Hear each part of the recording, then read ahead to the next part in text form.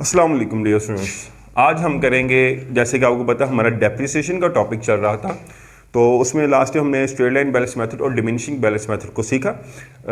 आज हम करेंगे double and under declining balance method, इसको कैसे कैलकुलेट करते हैं। तो टाइम वेस्ट नहीं करते और क्वेश्चन की तरफ चलते हैं। सबसे पहले कैलकुलेट करना सीखते हैं double declining balance method. Dear students, इसके अंदर ये क्वेश्चन हमें दिया जाएगा स्ट्रेट लाइन बैलेंस मेथड का क्वेश्चन दिया होगा।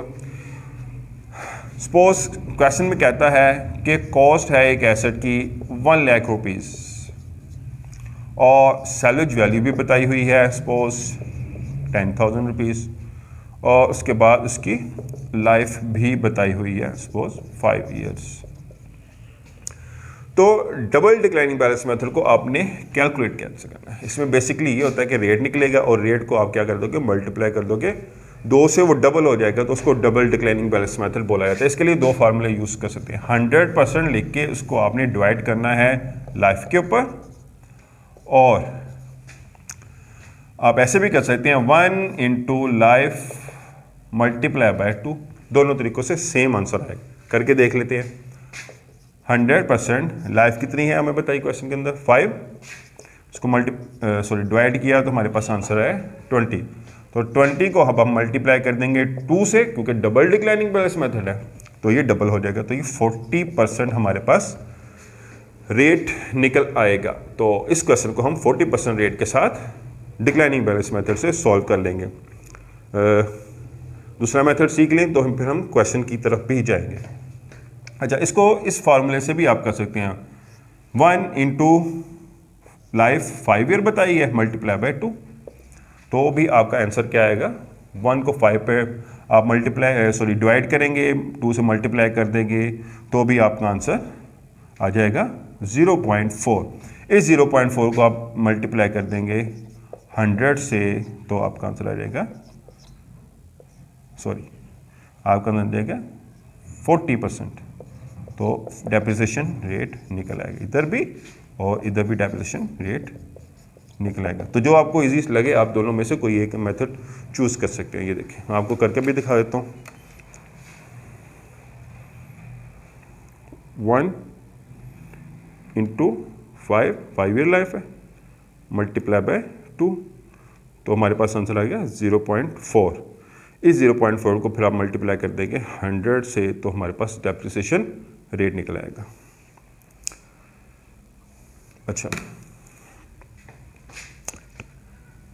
हम इसको सॉल्व भी करके देख लेते हैं। अच्छा, इसमें एक और बात नोट कर लें कि जो सैल्वेज वैल्यू है यानी रेजिडुअल वैल्यू है उसको आपने माइनस नहीं करना है। इसको कैलकुलेट करते वक्त इसमें माइनस नहीं करना है, ये ऑटोमेटिकली बाद में खुद ब खुद एंड पे, क्वेश्चन के एंड पे बच जाएगी। ठीक है। अच्छा, ये तो था आपका डबल डिक्लाइनिंग बैलेंस मेथड। अब हम कर लेते हैं अंडर डिक्लाइनिंग बैलेंस मेथड। इसका फार्मूला देख लेते हैं, इसको कैसे आपने कैलकुलेट करना है, देन हम क्वेश्चन की तरफ जाएंगे। यही क्वेश्चन को कंटिन्यू करते हैं और मेथड कौन सा देखते हैं, अंडर डिक्लाइनिंग बैलेंस मेथड। अच्छा, अंडर डिक्लाइनिंग बैलेंस मेथड में आपने क्या करना है डियर स्टूडेंट, आपने करना है कि आपको क्वेश्चन बताया होगा स्ट्रेट लाइन बैलेंस मेथड का, आपको क्वेश्चन बताया होगा और उसमें आपको रेट गिवन नहीं होगा।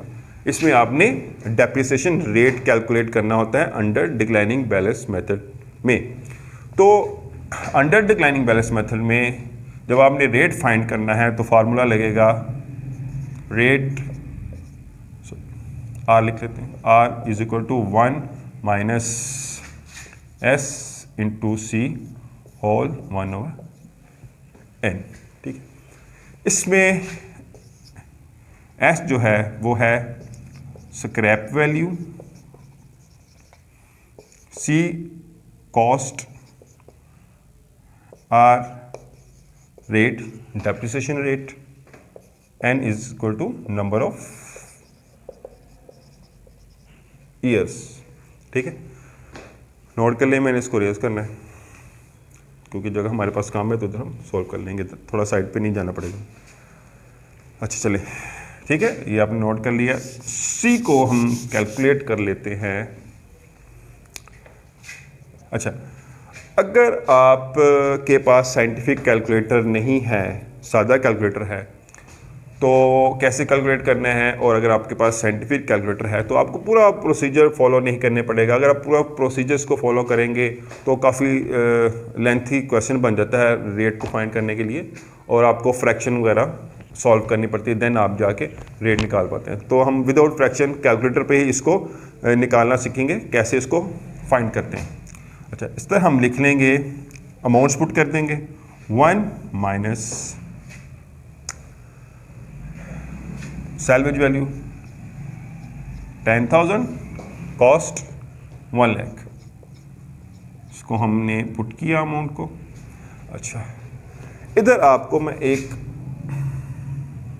शॉर्टकट ट्रिक बताने लगा हूं कि आपने रेट को कैसे कैलकुलेट करना है। आपने क्या करना है, आपने इसको पहले सॉल्व कर लेना है। हम इसको सॉल्व कर लेते हैं। सॉरी, 10,000 इंटू 1 लाख, ये हमारे पास आंसर आया है इसका 0.1। इसका आंसर आया हमारे पास 0.1। ठीक है जी। अब आपके पास जो 0.1 आया है, देखिए कैलकुलेटर के ऊपर, इसको आपने सोल्व कैसे करना है विदाउट फैक्टराइजेशन। फैक्टराइजेशन किए बगैर आपने इसको सोल्व कैसे करना है, जस्ट कैलकुलेटर के ऊपर, और 2 सेकेंड का काम है। इसके लिए स्टेप्स हैं कुछ, ठीक, 5 स्टेप्स हैं। नंबर 1 स्टेप है कि जो कैलकुलेटर के ऊपर ही इसको सोल्व करने से जो कैलकुलेटर के ऊपर आपका आंसर आया है 0.1, इसका आपने 12 टाइम्स रूट लेना है। कितना? 12 टाइम्स। ठीक है, हम देख लेते हैं कैसे। रूट 0.1 आया था, answer root answer root answer 3 times हो गया। 4 5 6 7 8 9 10 11 12। तो डियर स्टूडेंट्स, इधर अब हमारे पास एक अमाउंट आ गई 0.999। इधर आपने अब इसको लिखना नहीं है। सेकंड स्टेप आपने जो करना है वो है कि आपने इसको इस आंसर में, जो आपके पास आंसर है, उसमें आपने -1 कर देना है। ठीक है, -1 इक्वल टू, तो आपके पास ये वाला आंसर आ जाएगा। देन आपने फिर क्या करना है थर्ड स्टेप में आपने करना है स्टूडेंट कि आपने इस आंसर को डिवाइड कर देना है लाइफ के ऊपर। लाइफ हमारे पास क्या है क्वेश्चन के अंदर? लाइफ हमारे पास गिवन है 5 ईयर्स, तो आपने इस आंसर को 5 पे डिवाइड कर देना है, डिवाइडेड बाय 5, तो फिर आपके पास ये आंसर आ जाएगा। फोर्थ स्टेप में आपने क्या करना है, इसको आपने फोर्थ स्टेप में दोबारा इसके अंदर +1 करना है। क्या करना है? +1 इक्वल टू किया, तो ये आंसर आ गया हमारे पास। ठीक है, अब आपने क्या करना है? अब आपने करना है लास्ट स्टेप। वो क्या है जी? 5th step. आपने इस आंसर को 12 टाइम्स मल्टीप्लाई करना है। क्या करना है आपने? 12 टाइम्स मल्टीप्लाई करना है। Multiply answer equal to, multiply answer equal to, multiply answer equal to, 3 दफ़ा हो गया। 4 5 6 7 8 9 10 11 12। तो ये 12 टाइम्स हमारे पास, इसको हमने सॉल्व कर लिया। तो इधर लिख लेते हैं। 5th स्टेप क्या है आपका? आपने मल्टीप्लाई करना है 12 टाइम्स। तो डियर स्टूडेंट्स, आपके पास आंसर क्या आया इसका? 1 माइनस 0.63। ठीक है, 0.63। इसमें से आपने अब क्या करना है? 1 में से 0.63 को आपने माइनस कर लेना। 1 माइनस 0.63, ये किया तो हमारे पास आ गया 0.37 मल्टीप्लाई कर देंगे 100 से तो परसेंटेज में कन्वर्ट हो जाएगा, मल्टीप्लाई बाय 100 37%। तो 37% डेप्रिसिएशन रेट निकल आया। ठीक है जी। इस क्वेश्चन में भी आपने करना है कि आपने कॉस्ट में से, जब आपने क्वेश्चन डेप्रिसिएशन कैलकुलेट करनी है तो कॉस्ट में से आपने सैल्वेज वैल्यू यानी रेजिडुअल वैल्यू, स्क्रैप वैल्यू को माइनस नहीं करना। वो जब क्वेश्चन करेंगे तो ऑटोमेटिकली ही एंड पे सैल्वेज वैल्यू खुद ब खुद बच जाएगी। ठीक है, इसको नोट कर लें। उम्मीद करता हूँ आपको समझ आ गई होगी। अगर किसी स्टूडेंट को समझ नहीं आई तो कमेंट करके आप मुझसे पूछ सकते हैं।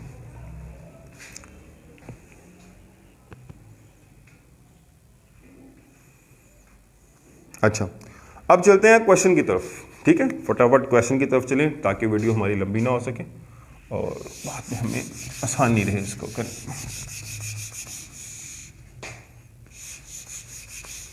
रेट हमारा क्या आया था इसका? 37%। तो नोट कर लेते हैं हम।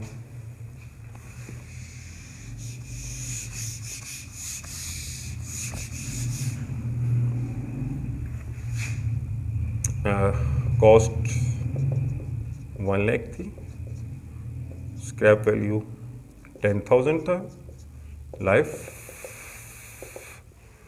थी जी इसकी 5 ईयर्स। तो हम कैल्कुलेशन कर लेते हैं। पहले हम कहते हैं डबल डिक्लाइनिंग से।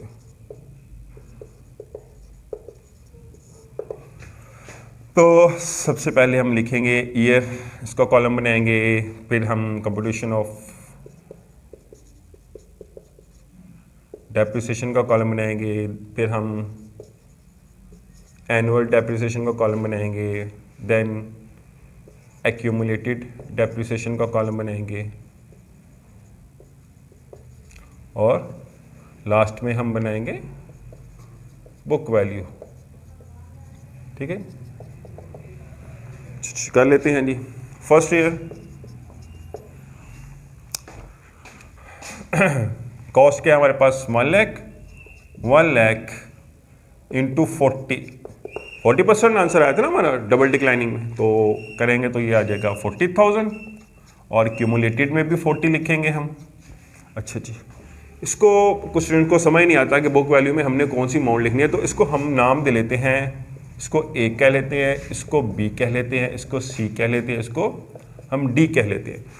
जो डी है वो इक्वल टू होगा कंप्यूटेशन, यानी जो उसके अंदर कॉस्ट लिखी हुई है। ठीक है, a minus B is equal to d, a minus B is equal to d. ये जो कॉस्ट है इसके अंदर, इसमें से हम क्या करेंगे? माइनस बी को माइनस करेंगे तो हमारे पास बुक वैल्यू निकलती आएगी। तो 1 लाख है, 1 लाख में हमने बी यानी 40,000 को माइनस किया तो हमारे पास 60,000 आ गया। 60,000 को हम नीचे लेके आएंगे नेक्स्ट ईयर में, फिर हम इसका 40% लेंगे।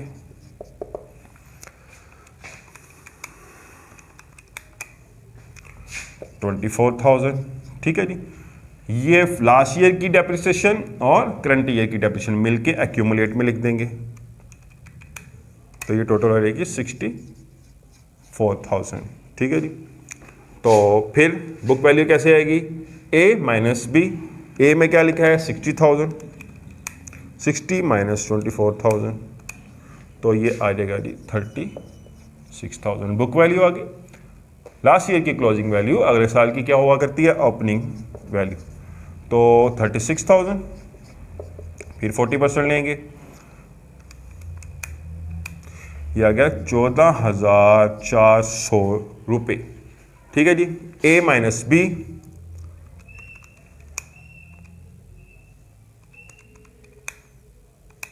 तो ये आ गया बुक वैल्यू 21,600 और जो टोटल है लास्ट ईयर की एक्यूमुलेट उसको करंट में जमा करेंगे तो टोटल इस साल की एक्यूमुलेट डेप्रिसिएशन हमारे पास आ जाएगी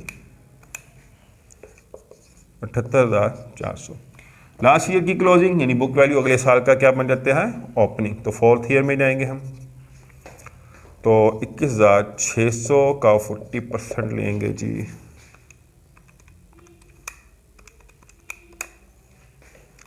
8,600, 40,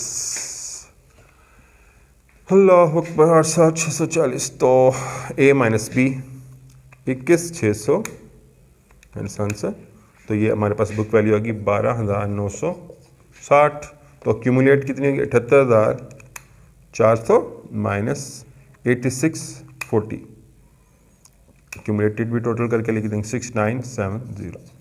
लास्ट ईयर की, अगले साल की यानी 5th ईयर की बन जाएगी ओपनिंग 12,960 रुपीज़ को आप 40% ले लेंगे जी दोबारा से 12,960 ज़रूर 40%।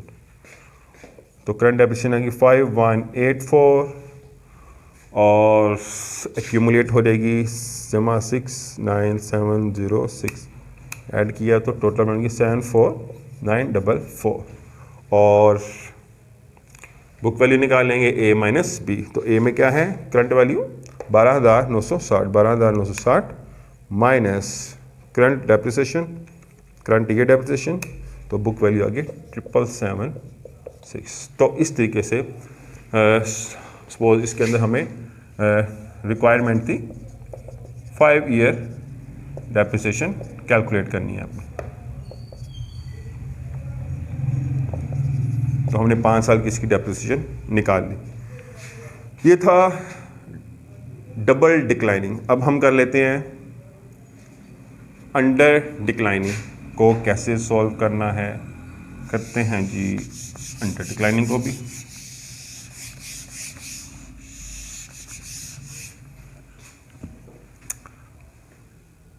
वीडियो में स्टार्ट में हमने अंडर डिक्लाइनिंग से 37% इसका रेट निकाला था। क्या 37%।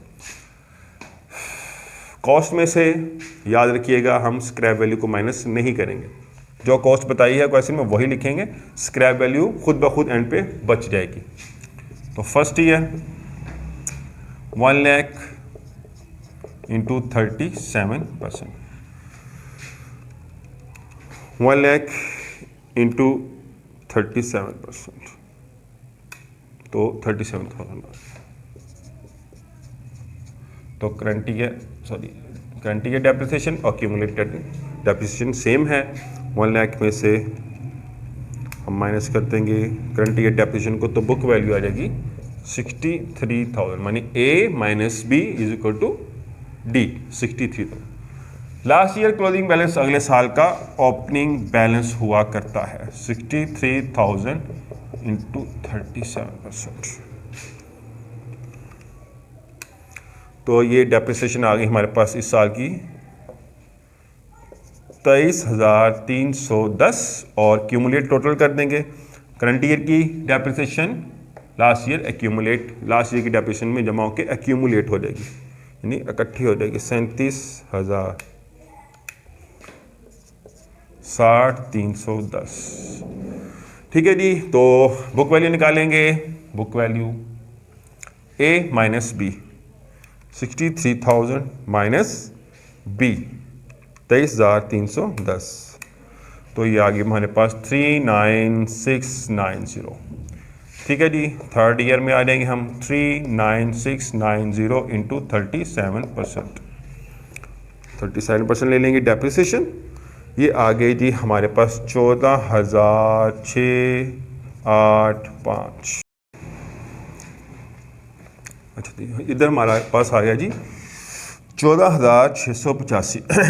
A माइनस बी 39,690 माइनस 14,685, तो हमारे पास आंसर आ गया, सॉरी बुक वैल्यू की 25,005। तो एक्यूमुलेट डेप्रिसिएशन निकालेंगे 60,310 प्लस 14,685 करंट ईयर में जमा कर देंगे, तो टोटल एक्यूमुलेट आ गई 74,995। लास्ट ईयर का क्लोजिंग बैलेंस अगले साल का ओपनिंग बैलेंस होता है 25,005 मल्टीप्लाई कर देंगे डेप्रिसिएशन 37 जो रेट हमने निकाला था 0.37, तो ये इधर आ गया 27748। ठीक है जी। 0.15 आता है इसके बाद 8.15, तो हमने फिगर को राउंड ऑफ किया है, तो इसकी वजह से जब एंड पे हमारी स्क्रैप वैल्यू निकलेगी थोड़ा सा आंसर में डिफरेंस आ जाएगा, तो उसमें घबराने की बात कोई नहीं है, वो होता है। और एग्जामिनर को भी उसका पता होता है, तो आपका आंसर गलत नहीं होगा, ठीक है, क्योंकि हम फिगर को राउंड ऑफ करें हैं। अगर आप फिगर को राउंड ऑफ नहीं करेंगे, पॉइंट के साथ लिखेंगे, तो ऑलमोस्ट जो है ना आपका आंसर सेम आएगा स्क्रैप वैल्यू से। चलें जी, ए माइनस बी 27748 आ गया जी, सॉरी 25,005 माइनस एक मिनट यहाँ से हम कुछ गलत कर रहे हैं। 25,005.37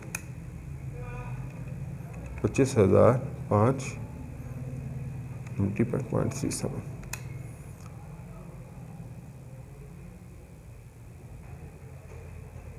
25,000.37 92 सॉरी इधर हम थोड़ी सी हमने एरर कर दिया। 92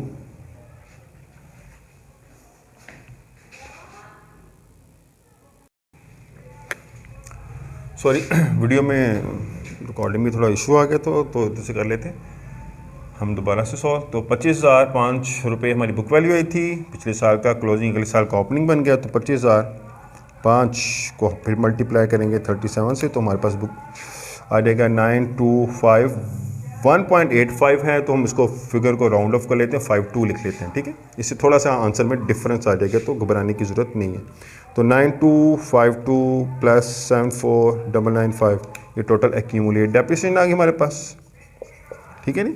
और 25,005 पे हम माइनस कर देंगे 9252 को, तो 15,753 हमारे पास क्लोजिंग आ जाएगी पिछले साल की, यानी बुक वैल्यू हो जाएगी। तो पिछले साल का क्लोजिंग अगले साल का क्या हुआ करता है, ओपनिंग बैलेंस। तो 15,753 मल्टीप्लाई बाय 37%, 15,753 मल्टीप्लाई बाय, तो ये हमारे पास 5,828.161 है। तो फिगर को राउंड ऑफ करेंगे, इधर हम लिखेंगे 9।